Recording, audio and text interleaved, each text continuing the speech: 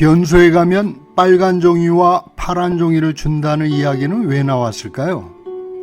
화장지가 없던 시절에는 무엇을 썼을까요?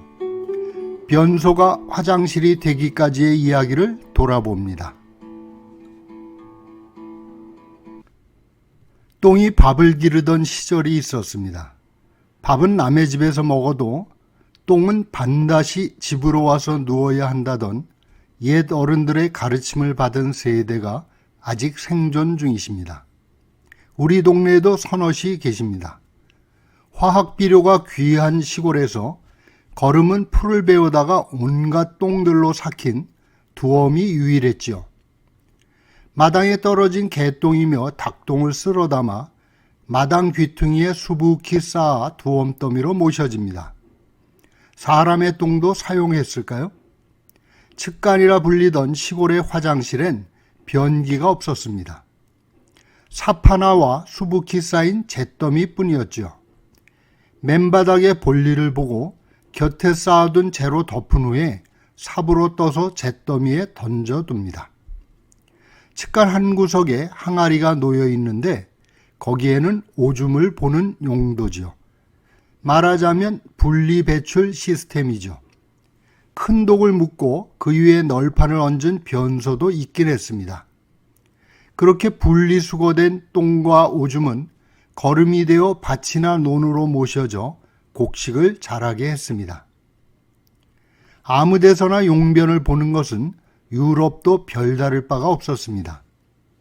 실내 화장실을 두지 않고 요강을 사용하여 아침마다 창밖으로 버리는 분뇨가 거리에 쌓였다 합니다.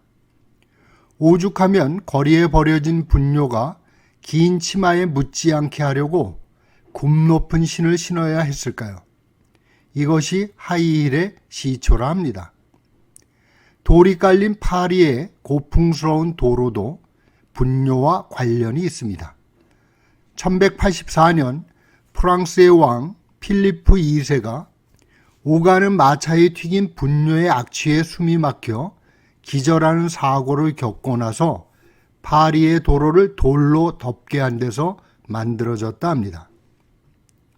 서울은 어땠을까요? 두엄을 내기 위해 측간 바닥에 볼일을 보는 일은 없었지만 집 밖에 엉성한 널판으로 만든 푸세식 변소가 대부분이었죠. 악취도 심했고 바닥에 고인 분뇨들이 생생히 들여다보였습니다. 어린 시절 변소는 음습하고 무서운 공간이었죠.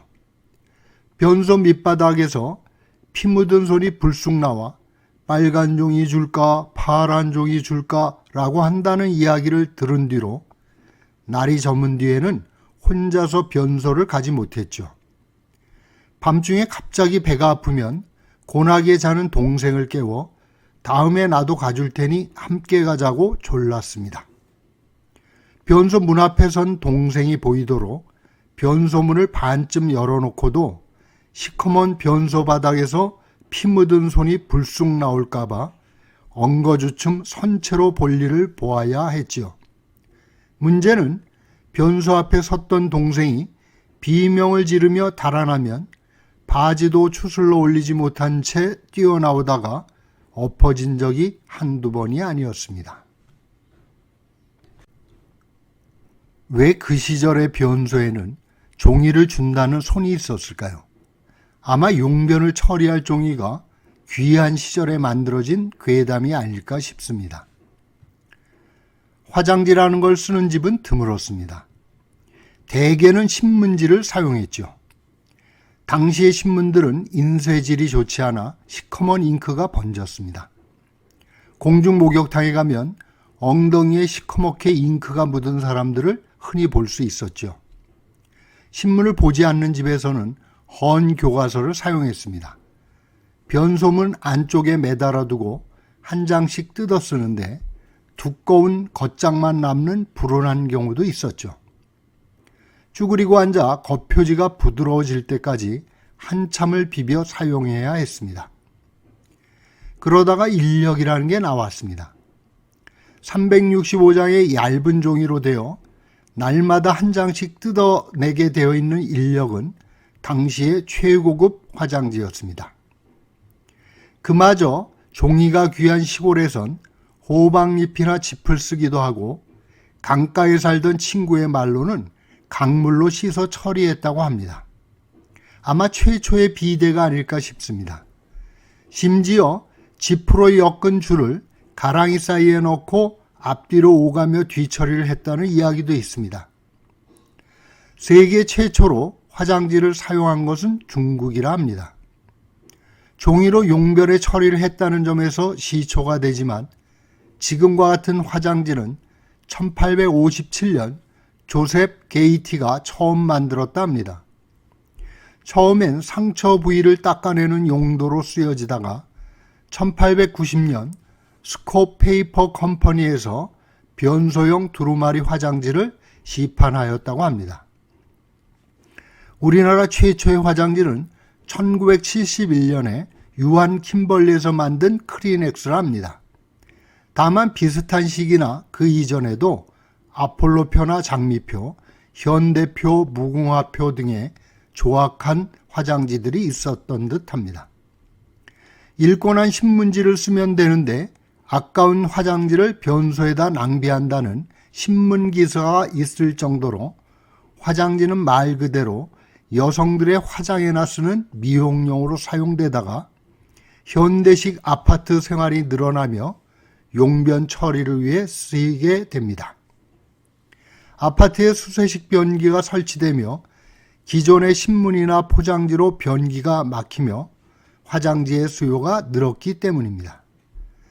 1974년에 귀여운 강아지의 이름으로 등장한 유한 킴벌리의 뽀삐라는 제품이 화장지의 본격적인 대중화를 이끌었다 하겠습니다.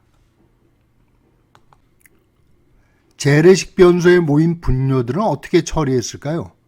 농사를 짓는 시골에서야 귀한 거름으로 활용했지만 전차가 다니던 서울에서는 어떻게 했을까요? 서울도 서울 나름이었습니다. 문안이라 불리던 4대 문안의 진짜 서울은 밭이나 논이 거의 없었죠. 거름이 필요치 않으니 똥을 모실 곳이 마땅치 않았습니다. 놀랍게도 문안에 방귀깨나 끼며 살던 분들의 똥이 사과를 길러냈습니다. 문안의 똥들을 모아서 실은 똥배는 한강을 타고 올라가 황해도로 향했답니다.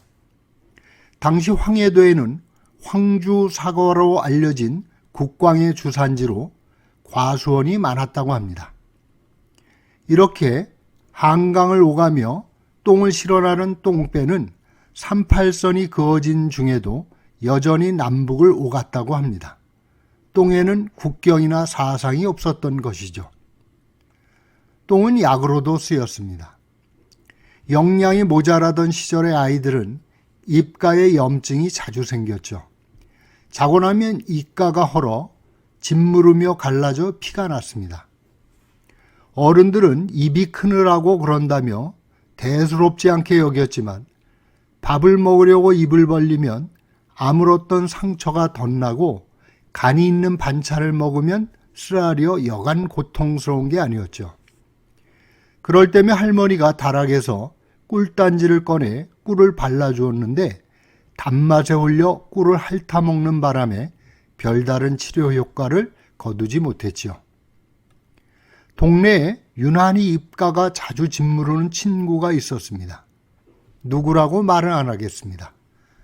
헌대가 심해 늘 허옇게 버케가 끼거나 갈라져 피가 흘렀지요. 어느 날 그 친구가 놀러 나왔는데 입가에 노란 약을 바르고 왔습니다.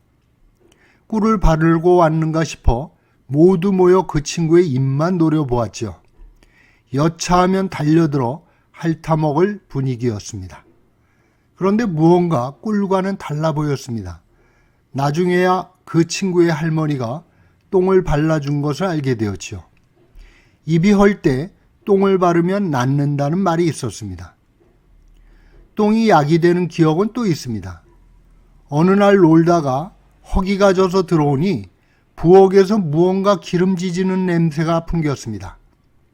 부엌에서 할머니가 누이 동생을 앉혀놓고 무언가 프라이팬에 볶아 입안에 넣어주는 것이 아니겠습니까? 이럴 수가 있는가.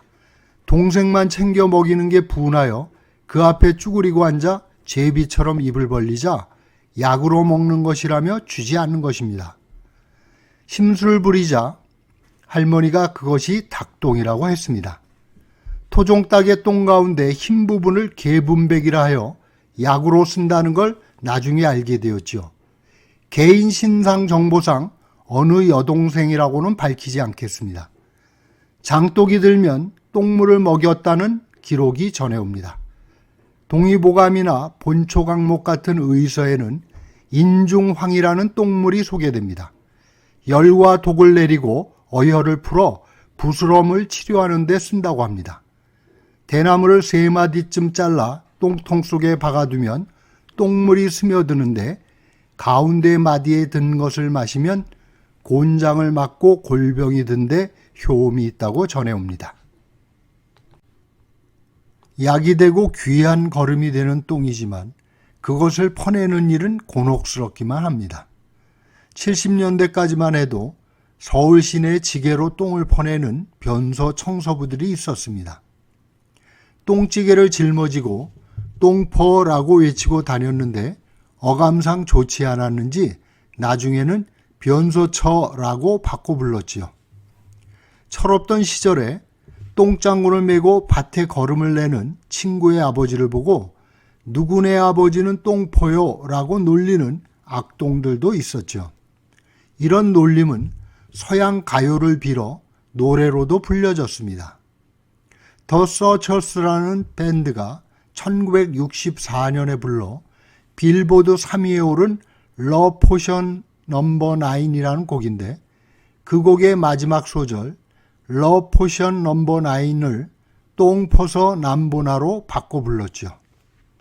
사랑의 9번 묘약을 마시면 누구에게나 키스를 하게 된다는 연정의 노래가 어찌하여 분뇨 수거업과 관련되었는지 그 사연이 묘합니다.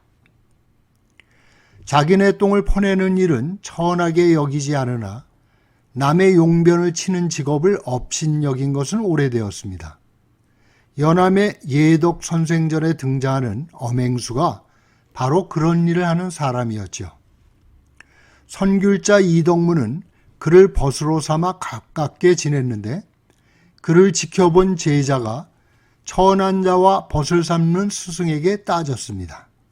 이덕무가 답하기를 그가 하는 일은 비록 불결하지만 그가 먹고 사는 방법은 지극히 향기로우며 그가 처한 곳은 더러우나 의리를 지킴은 꿋꿋하니 그를 보고 자신을 부끄러워하지 않을 사람이 몇이나 되랴라고 했답니다. 분뇨 수거차가 돌아다니며 고무관으로 분뇨를 처리하게 된 것은 훨씬 나중의 일입니다. 70년대 서울 도심 한가운데도 똥찌개가 있었죠. 종로구 수송동에 있는 학교를 다녔는데 어느 날 그부 한 명이 오지를 않았습니다. 학급 조례가 끝나갈 무렵 교실 문이 열리며 그부가 지독한 냄새를 풍기며 교실에 들어섰습니다. 지각을 하여 급히 달려오다가 청진동 골목에서 똥찌개와 부딪혔다는 것입니다. 지각을 하면 체벌을 받곤 했는데 담임선생은 매질도 잊은 채 그 친구를 서둘러 수도가로 내몰기 바빴죠. 학교 변소는 괴담의 주산지였죠. 학교 변소에 아기의 사체가 빠져 있다느니 피 묻은 손이 나와 종이를 준다는 이야기도 그곳에서 시작된 듯 합니다. 80년대까지 서울 근교의 학교도 재래식 변소가 대부분이었습니다. 겨울이며 얼어붙은 변이 솟구쳐 긴 막대기로 무너뜨리는 게 청소 당번의 주된 임무였죠. 여름에는 파리와 구더기가 들끓는 비위생적인 환경이 문제가 되었습니다. 구더기를 박멸하기 위해 변소에 휘발유를 뿌리기도 했죠. 문제는 학교 변소에는 파리만 숨어드는 게 아니라 몰래 담배를 피우는 학생도 자주 찾아든다는 사실입니다.